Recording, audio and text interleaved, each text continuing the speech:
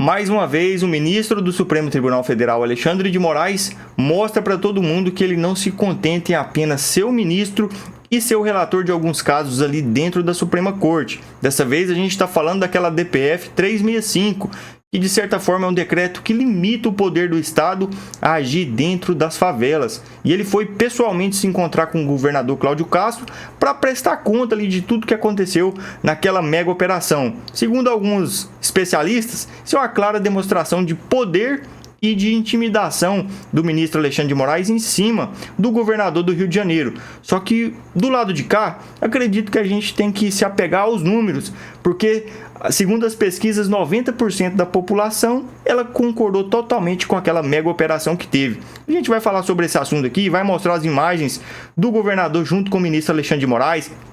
Tem também a situação aqui que saiu a última informação agora dentro do canal Metrópolis, que estão planejando aí de tudo para prender o Bolsonaro na papuda aí na próxima semana. Tem aquele processo também correndo do Eduardo Bolsonaro, que a gente tem que ver muita coisa aqui nesse editorial. Meu nome é Samuel Fernandes, para quem não me conhece, eu sou analista de negócios lá do canal Editorial Central e às vezes a gente vem aqui também no canal do Dr. Sandro para trazer conteúdo extra, para comentar sobre todos os assuntos que teve aqui dentro da política nacional e na geopolítica também. Vamos aqui de matéria para a gente entender tudo que aconteceu. Vamos colocar aqui primeiramente aqui, ó, esse vídeo que está circulando aqui nas redes sociais, depois do encontro do governador Cláudio Castro com o ministro Alexandre de Moraes. Olha só. Esse vídeo, ele tem uma música, a gente está tirando aqui por conta dos direitos autorais, que ele geralmente desmonetiza aqui o vídeo, e a gente está trazendo aqui todas as imagens desse encontro aqui.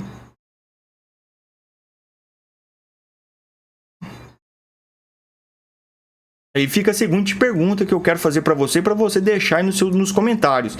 Aonde é que está na Constituição brasileira que um juiz da Suprema Corte ele tem que fazer esse papel aí de Ministério Público, de investigação? Aí fica a seguinte pergunta aí.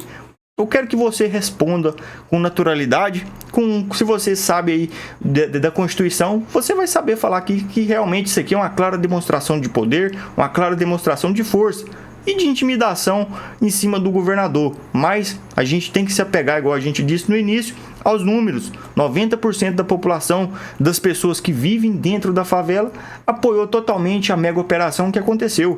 Então, não tem tanta conversa para esse assunto aqui e tirou todas as dúvidas aí, se alguém tinha ainda. Porque o ministro hoje, ele é o verdadeiro guardião da Constituição. E agora, vamos colocar aqui mais uma prova disso, que foi aqui essa matéria que saiu na Revista Oeste. Olha só, segundo essa informação, a polícia confirma vínculo de 115 mortos em operação com o Comando Vermelho e morreu ali 117 moradores da favela ali. E aqui nessa informação aqui traduz certamente toda aquela questão que envolvia que a narrativa da esquerda falava que tinha muitas pessoas ali que não tinha nada a ver com nada. E olha só essa perícia que aconteceu, essa matéria que saiu dentro da Revista Oeste. Olha só, a Polícia Civil do Rio de Janeiro divulgou nesta segunda-feira, dia 3, a lista de 115 das 117 vítimas civis da Operação Contenção.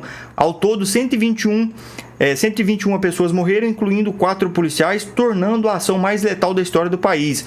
O relatório revela que 95% dos mortos tinham ligação com o Comando Vermelho. A operação também atingiu criminosos de outros estados, 62 mortos eram de fora do Rio, com predominância Pará e Bahia. Então, desmontando aí todas aquelas narrativas da esquerda, a gente viu aí que até o deputado, que é o Ottoni de Paula, que se diz bolsonarista, de direita, ele fez algumas falas aqui,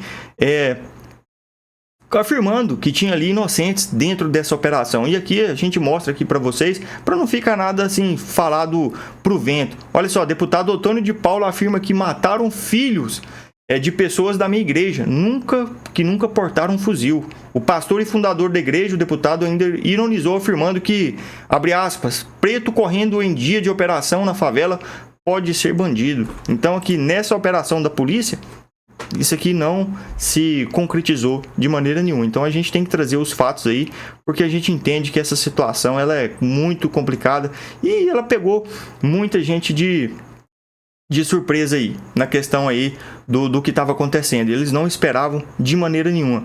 E para finalizar esse assunto, a gente vai colocar um vídeo aqui onde mostra que o governador também ele visitou ali os policiais que são realmente os heróis nacionais, que são aí as verdadeiras vítimas dessa mega operação.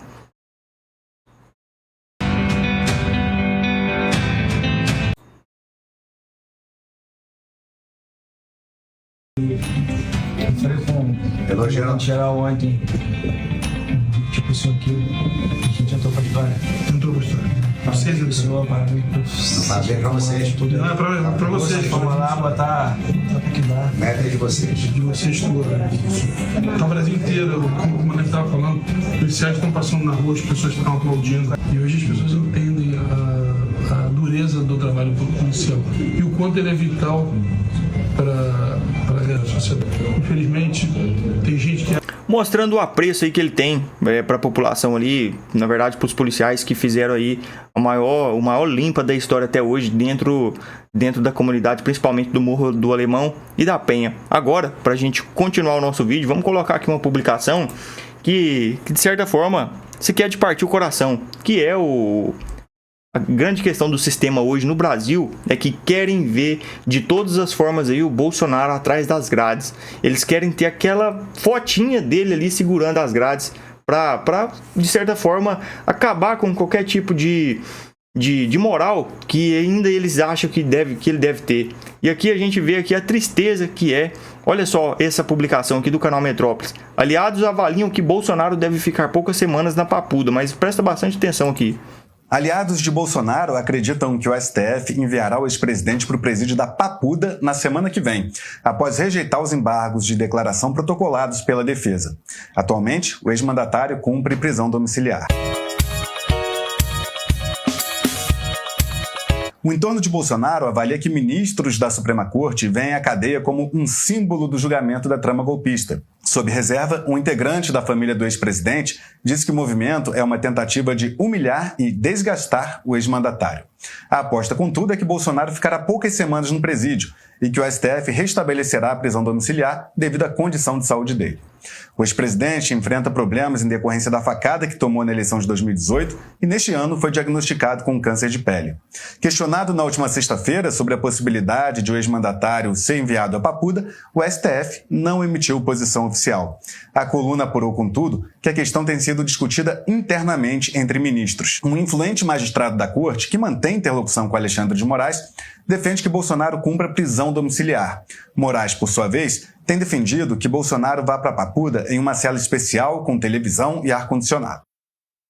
Ministro Alexandre de Moraes, que é ele numa cela especial com apenas televisão e ar-condicionado. Isso aqui é uma sacanagem maior do mundo. Isso aqui a gente tem falado sempre, que é aquela questão, eles querem sim a foto do Bolsonaro atrás das grades para tentar humilhar ele de tudo quanto é forma. Não basta tudo que fizeram aí, colocou policiais dentro da casa dele, tudo que aconteceu. Ele está preso injustamente há praticamente 60 dias, a gente tem visto, porque a PGR ela tirou aquele processo que colocava ele naquele crime de coação, que agora quem está colocado aí dentro daquele processo é apenas o Eduardo Bolsonaro e o Paulo Figueiredo. O Bolsonaro foi retirado o nome e ele está preso até hoje, injustamente ali com a prisão domiciliar. E o trânsito dele não foi julgado completo nesse caso, nesse caso total aí do 8 de janeiro. Então a situação aí, a gente sabe que a perseguição é muito grande aqui nesse país, mas mesmo sendo assim, olha só essa publicação da revista Veja, que foi republicada pela Ex e Fatos. Olha só, o poder do ex-presidente. Mesmo censurado, Bolsonaro tem mais seguidores do que Lula e 36 petistas somados, mostrando que ele é a verdadeira relevância aqui desse país. E essas pesquisas que mostram aí que Bolsonaro está totalmente desgastado e que não tinha nenhuma força para voltar à presidência da República, isso aí a gente vê nesses números que é pura conversa fiada, que Bolsonaro é sim a maior liderança da direita da história aqui da América Latina. E olha só, para a gente confirmar aqui essa notícia aqui que saiu. Apesar do governo Lula dobrar os gastos com propaganda, o ex-presidente Bolsonaro mantém um domínio avassalador nas redes. Segundo o levantamento, Bolsonaro sozinho acumula 73,7 milhões de seguidores em todas as redes sociais. Este número supera a soma de perfis de 36 líderes da esquerda, incluindo Lula, Janja, Haddad, Boulos. E o contraste revela que a força da direita supera o investimento maciço da máquina estatal de comunicações. Isso aqui nada mais é do que a pura verdade que está acontecendo no Brasil. Certamente, se você tem Instagram, se você tem qualquer tipo de redes sociais, Facebook, provavelmente você já deve ter visto algum vídeo do governo federal patrocinado ali mostrando que o que o governo Lula quer que mostre. Então, assim, a situação ela já caminha totalmente aí ao contrário nas redes sociais, porque a gente sabe aí que o Bolsonaro, toda a direita, ela tem muito mais relevância aí em tudo aí que a gente percebe.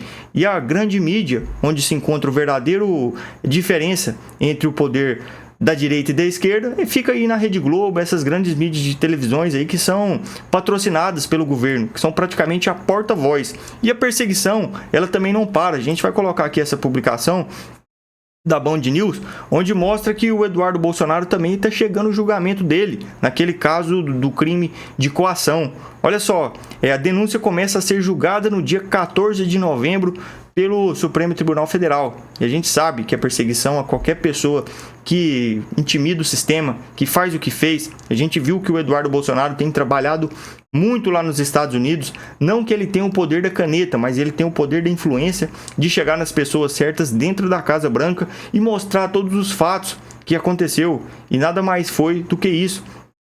E a questão aí da Lei Magnitsky, do cancelamento de visto, foi denúncia da parte dele, e graças a ele, por ele ter essa competência.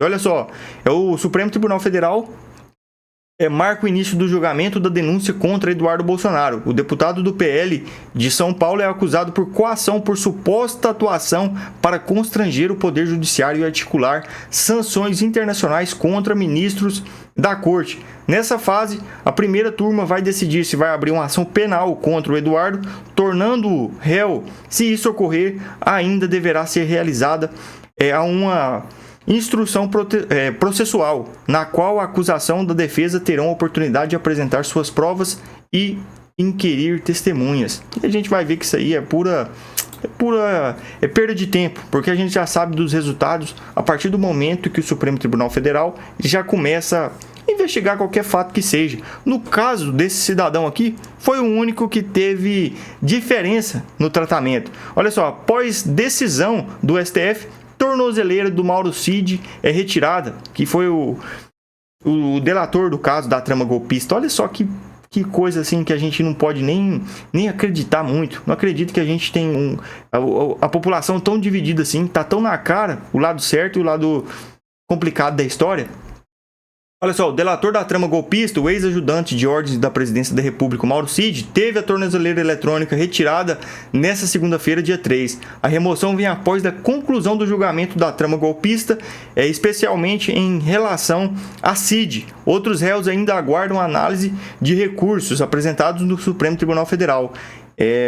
Na última quinta-feira, dia 30, o ministro Alexandre de Moraes, o relator do tema no STF, determinou o início do cumprimento por Cid da pena por tentativa de golpe de Estado. O delator do esquema golpista, o Cid, recebeu a pena mais leve entre os condenados pela primeira turma do STF. O colegiado fixou a punição de 2 anos e reclusão de regime aberto, com o cumprimento de medidas cautelares. Diferente dos demais, no caso do Cid, não apresentou recurso, os chamados embargos de declaração contra a sentença definida em setembro pela primeira turma do STF. E as medidas determinadas por Moraes, Cid também terá que cumprir o recolhimento domiciliar no período noturno das 20 horas, das 8 horas da noite às 6 horas da manhã, integralmente nos finais de semana. Então a gente vê que o tratamento foi bem diferente desse cidadão aqui, que mudou várias e várias vezes a sua delação, que falou várias, assim, coisas que a gente não pode nem considerar como provas, mas foi o suficiente para prender o Bolsonaro por 27 anos de prisão ali. Tem condição o negócio? Deixa nos comentários aí, que a gente precisa de saber da sua opinião nesse caso, porque não dá para levar tão a sério assim a justiça do Brasil hoje. E agora, a gente vai colocar aqui uma outra publicação para a gente continuar o nosso vídeo, que é para mostrar para vocês um vídeo aqui que quem trouxe foi o Raul Canal, que é um que é um cidadão brasileiro, um médico, que gosta muito de se posicionar nas redes sociais, onde mostra aqui também como que funciona dentro do Congresso Nacional, dentro da Câmara dos Deputados, a folha de pagamento do que o Brasil gasta somente com os deputados aqui dentro do Brasil. Olha só esse vídeo. Você sabe, tem ideia de quanto custam os deputados federais para os cofres públicos por ano? Assista o vídeo até o final, porque eu também tomei um susto com o valor. Vamos começar com o salário dos deputados, que eles chamam de subsídio. Cada deputado recebe R$ 46.336,19. Isso representou no ano R$ 285.245.585,64. Mas não é só isso.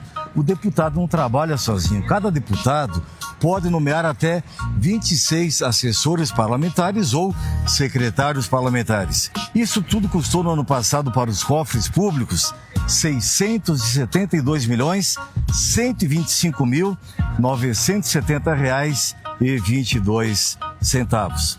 Eles também têm direito ao auxílio moradia, já que apenas 70 deputados federais não têm imóvel funcional ou abriram mão do auxílio moradia. De auxílio moradia e imóvel funcional, nós gastamos ano passado R$ 5.552.889,42. Eles também recebem diárias de viagens. Não tem nada a ver com passagem aérea e nem hotel. É uma diária para ele gastar com coxinha no aeroporto, cafezinho, refrigerante, um chopinho, qualquer coisa assim. Essas diárias custaram ano passado R$ 3.764.176,01. O pior ainda está por vir. Tem as cotas parlamentares. De cotas parlamentares foram gastos ano passado R$ 250.919.172,58. Quanto custou essa brincadeira toda? No fim do dia, nós pagamos ano passado para manter a Câmara Federal, para manter os 513 deputados federais, R$ 1.217.617.793,87. Tudo gasto do seu rico dinheirinho, do suor do seu trabalho, do sacrifício dos seus impostos. Quantas UPAs, quantos postos de saúde, quantas escolas deixaram de ser construídos, reparados, manutenidos ou reformados e poderiam ter sido feitos com uma verba gigante quanto essa. Marque o seu deputado federal aqui e pergunte para ele o que ele vai fazer o ano que vem para economizar um pouco do seu dinheirinho daquilo que é gasto aqui.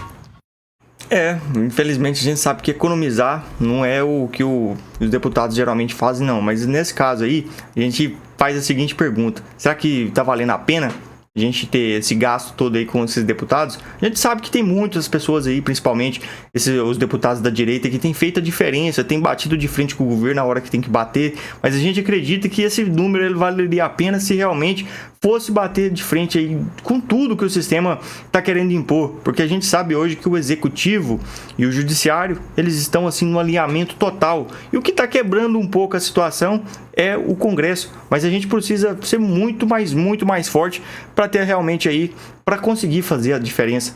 E a verdade tem que ser dita aqui, porque a questão ela é desesperadora, na verdade. Então a gente tem que falar a verdade, a gente tem que tentar abrir o olho do máximo de pessoas possíveis, porque a gente vê que a perseguição ela é muito grande a todo tempo aqui nesse país. Então a gente viu aí tudo que aconteceu, tudo que vem acontecendo, principalmente com o Bolsonaro, que eles querem fazer o seguinte: nada mais é do que mostrar para o mundo o que acontece com a pessoa que confronta o sistema.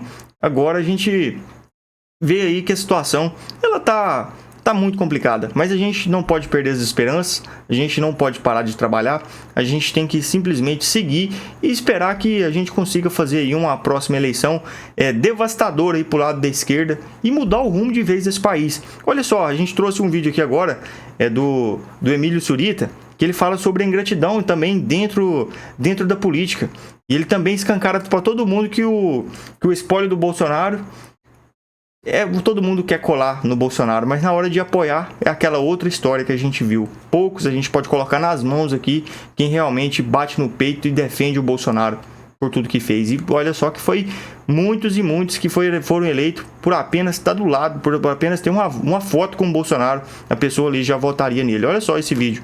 O que tem de político que se fez com o Bolsonaro, não é brincadeira, mas a gente sabe que a gratidão não é o forte do brasileiro. Não é. Não. O brasileiro é o povo mais mal agradecido que existe, principalmente na política. Ele vê ali que tem um espacinho para ele faz assim, ó. Né? A gente vê muito isso. Porque se você pensar, todo mundo quer o espólio do Bolsonaro. Todo mundo quer aqueles 60 milhões de votos do Bolsonaro, e o Bolsonaro tem um fã-clube no Brasil que não tem o que falar, que as pessoas quem gosta do Bolsonaro ama aquele Bolsonaro, gosta daquele Bolsonaro, é aquele Bolsonaro aí, o cara que vai com a moto, o cara gosta desse Bolsonaro. Que representa o cidadão comum, né? E o Bolsonaro que tomou de bolada nas costas, você pegar aí a turma e eles querem. Eu acho que quem tá segurando é o Eduardo, que tá lá, que tá querendo ou não. Pauta, né? Não, ele tá trazendo a pauta. Sim. Ou fala que algum cara, esses caras aí da direita, que seguraram a pauta de direita aqui no Brasil. Não tem um. Não, eu digo trazer pauta. Sim. O Eduardo, querendo ou não, fala, tá nos Estados Unidos. Mas é o cara que tá lá movimentando isso. É o cara que tá movimentando a direita, Eduardo Bolsonaro. Que é uma grande dificuldade da direita em pautar. Porque quem pauta a esquerda... sempre reação. Exatamente. O Eduardo foi lá e pautou. A gente tá falando isso aqui, realmente é o que vem acontecendo. E na ausência de Bolsonaro, eu quero saber qual que é a sua principal opção. Eu não vou citar nomes aqui, mas na ausência de Bolsonaro, mesmo ele não conseguindo apoiar alguém, eu quero saber da sua opinião. Qual é a pessoa ali que você teria condição assim de votar totalmente? Aí, coloca nos comentários, que é muito importante pra gente saber dessa opinião também. Porque a gente sabe que o Eduardo Bolsonaro ele tem feito um trabalho fenomenal lá nos Estados Unidos, por tudo que ele tem feito. Ele está escancarando para o mundo inteiro o que acontece aqui no Brasil, porque talvez, imagina só, se o Eduardo Bolsonaro não tivesse, se não tivesse um Eduardo Bolsonaro lá nos Estados Unidos, imagina como estava a situação aqui agora no Brasil. A gente viu aí o desespero total dentro da Suprema Corte, o ministro Barroso aí pedindo para sair antes do tempo. A gente viu as notícias que saiu por último também, a ministra Carmen Lúcia, até mesmo o Gilmar Mendes, que pode vir aposentar antes do tempo. A gente vai ver muita coisa acontecer aí ainda, e ele fala e repete toda vez, não acabou por aí, e ele está correndo atrás aí de mais denúncias, principalmente para os ministros, que de certa forma, pelo que eles têm falado, tem tanto violentado aí os direitos humanos. Então aí, essa situação é o que pode vir a acontecer aí a qualquer momento. Agora, vamos colocar aqui uma publicação para mostrar para vocês também que quando a extrema esquerda ela domina um lugar, fica completamente complicado de você combater qualquer tipo de narcotráfico, qualquer tipo de tudo que for colocado na mesa. Olha só, a presidente do México, que é uma esquerdista, ela disse que não vai confrontar os narcoterroristas lá no México, que também é um país dominado aí pelo tráfico de drogas. A gente sabe aí que é um país vizinho dos Estados Unidos, que a população de bem tanto tem sofrido lá também. Mas olha só o que a presidente do país disse, olha só. Hay quien pide, como ocurrió con la guerra contra el narco, la militarización y la guerra. Eso no funcionó. A militarização e a guerra não funciona contra o narcotráfico, olha só. Es más, fue lo que llevó a la situación de violencia en Michoacán. La guerra contra el narco, eso no funcionó, al contrario. A guerra contra o narcotráfico não funcionou, pelo contrário. Fue lo que generó esta violencia que apenas estamos disminuyendo. Foi o que ativou, foi o que instigou a violência no país. Prova disso é o Bukele, não é verdade? O que ele fez em El Salvador? Ele botou para ferrar com todos os bandidos, fez a mega prisão, prendeu todo mundo, e aí? Um país que era extremamente violento, ele é a prova viva de que sim, se você não bater de frente contra o crime organizado, você não consegue. E ele também naquela mesma fala dele, ele disse: por que o governo não tem interesse em acabar com o crime organizado? Porque estão dentro do crime organizado. Prova disso aqui é uma situação muito parecida dessa que está acontecendo agora no México. Eu quero também saber da sua opinião, se você concorda com a opinião do presidente do El Salvador, o Nayib Bukele, ou você concorda com essa cidadã que fala que você não tem que confrontar o crime organizado com guerra. Tem alguma outra maneira? Fala para ela explicar para todo mundo aí, porque o mundo inteiro não sabe. Só ela que diz uma asneira dessa aqui. Agora, para a gente finalizar nosso vídeo, vamos colocar aqui uma publicação para todo mundo relembrar daquela cidadã que é a grande especialista em segurança pública do Brasil.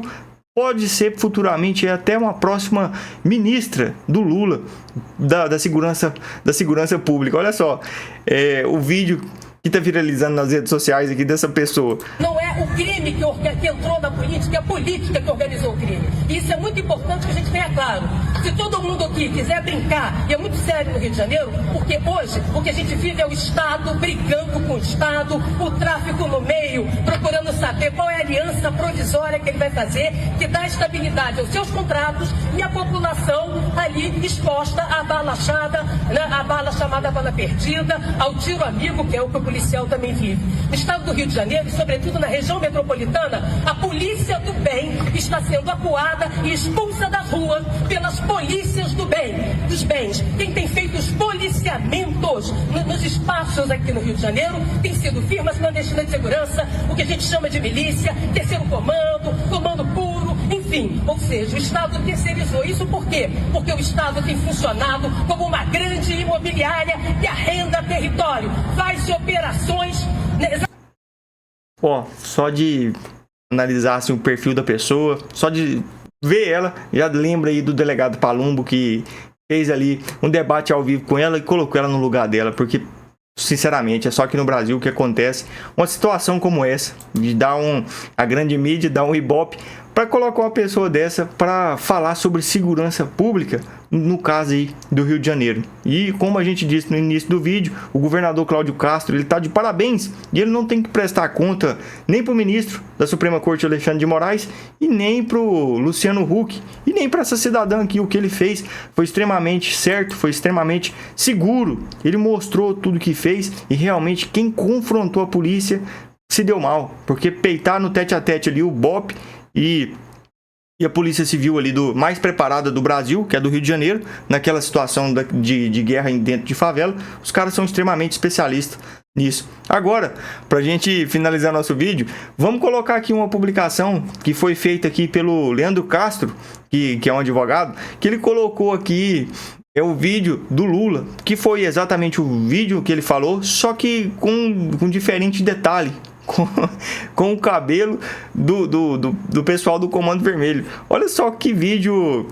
Você não sabe se você presta atenção na fala do Lula ou se você presta atenção no cabelo do Lula. Olha esse vídeo. Toda vez que a gente fala de combater as drogas, possivelmente fosse mais fácil a gente combater os nossos viciados internamente. Os usuários. Os usuários são responsáveis pelos traficantes, que são, vítimas dos usuários também. Ou seja, então você tem uma troca de gente que vende porque tem gente que compra, de gente que compra porque tem gente que vende. Então, é preciso que a gente tenha mais cuidado. Quero te perguntar, o que foi pior aqui? Foi o cabelo ou foi a fala? Coloca nos comentários aí que é importante pra gente saber, que eu quero saber da sua opinião. Se você gostou desse vídeo, se você gostou das informações que a gente trouxe, deixe aí nos comentários, ajuda o nosso canal. Meu nome é Samuel Fernandes, eu sou analista de negócios lá do canal Editorial Central, e a gente sempre tem falado sobre essas matérias, de tudo que acontece no Brasil em tempo real, trazendo as últimas informações para todo mundo ficar extremamente atualizado. Se você gostou, comenta, ajuda o nosso canal, segue aí, o link tá aqui na descrição, ajuda o nosso canal também. Tamo junto aí, até o próximo vídeo, se Deus quiser.